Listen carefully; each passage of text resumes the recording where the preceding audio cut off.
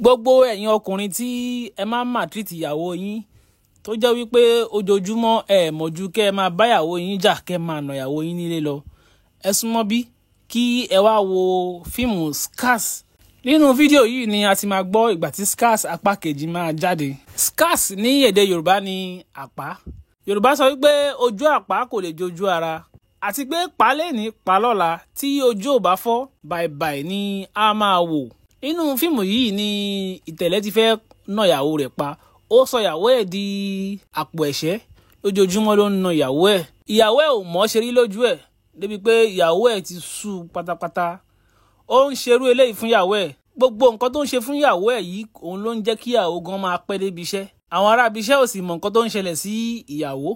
Fíìmù yìí jẹ́ fíìmù tó wà interesting gidi gan. Màá rọ̀ gbogbo ẹ̀yin tí ẹ ò tí ì wo Scars yìí kẹ́ ẹ lọ wò. Ó wà lórí Àpáta TV, ibẹ̀ lẹ ti máa wo Scars apá kìíní. Ṣùgbọ́n lórí fídíò wa yìí la ti máa sọ fún yín nígbà tí apá kejì máa jáde. Gbogbo ẹ̀yin obìnrin náà tí ọkọ yín nà yín bí ẹni máa kú tó jẹ́ pé ẹ̀ ń forí rọ ẹ̀ ń forí tì pé ẹ fẹ́ lọ ẹ fẹ́ kán máa kà fún yín. Àwọn irú fíìmù báyìí lẹ kẹ́ lọ wò kẹ́ ẹ fi kẹ́kọ̀ọ́, àti ọkùnrin tó ń na ìyàwó ẹ̀ náà ẹ lọ wo fíìmù yìí kí ẹ kẹ́kọ̀ọ́. Fún gbogbo àwa tí a ti wo fíìmù Scars yìí, òṣèré wo ni àwa fẹ́ràn jù nínú fíìmù yìí? Ẹ̀kọ́ wo ni a rí kọ́ ńbẹ̀? Àti pé kí ni nǹkan pàtó tí a lè sọ nípa fíìmù yìí gangan? Ẹ jẹ́ kí a kọ́mẹ́ǹtì sínú comment section. Bí ẹ ṣe mọ̀ pé lórí channel yìí a máa ń fún àwọn subscribers wa ní 5,000, 10,000 àti 15,000 naira. Kọ́mẹ́ǹtì tí ó bá ti ní like jù ni ó máa jẹ ẹ̀bùn wa. A máa wà lórí comment section láti wo kọ́mẹ́ǹtì tó bá ní like jù.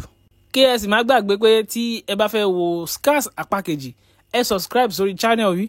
Torí gbogbo ẹ̀yin tí a bá ti subscribe ta tẹ notification bell tí ó wà lẹ́gbẹ̀ẹ́, àwa la máa kọ́kọ́ láǹfààní láti mọ̀ ìgbà tí apá kejì bá ti jáde. Bó bá ti jáde báyìí la máa send notification sí yín wípé apá kejì Scars yìí ti jáde. Ṣùgbọ́n ó máa wù mí pé tí ẹ bá ti wò kí ẹ lọ wò, torí pé ẹ máa kọ́ ẹ̀kọ́ oríṣiríṣi nínú fíìmù yìí. Ó dẹ̀ wà very very interesting. A ò rí jù báyìí lọ fún Scars. A ó tún pàdé nínú next video wa.